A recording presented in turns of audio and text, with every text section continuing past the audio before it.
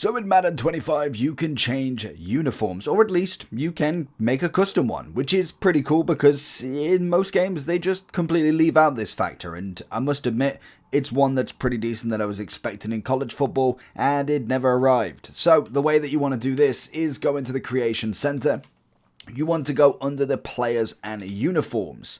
This is going to be able to create a player here, and you also can edit current uniforms, set up default team uniforms. So if we go into our favorite team, you will have the current home kit, which unfortunately you won't be able to change anything.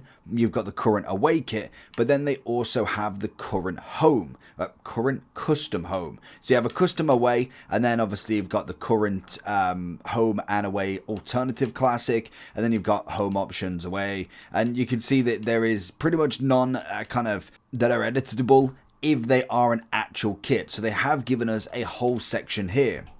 So once you go over here, we can see obviously you can go with the different headgear. This is going to be able to give us the ability to change just a little bit. Like, it's not necessarily going to give us a crazy amount, but you can definitely change it just slightly, and the colors will still be on there as well. When you go into the torso, again, it's going to be more aimed at what jerseys you can go for, so you can make a certain custom kit here. So obviously you pretty much just put in your favorite sections of each. So for instance, say you kind of liked the 2020's home jersey, but then when you want to go into the bottom side of it, maybe you prefer like the 2005. It's always an opinion there. You've got the 1970s pants, 1984, 2010 Nike alternative, so you can obviously change the design slightly. You could go all blue if you really want to, or you can obviously go with the orange, all dependent on the style that you're going to choose there.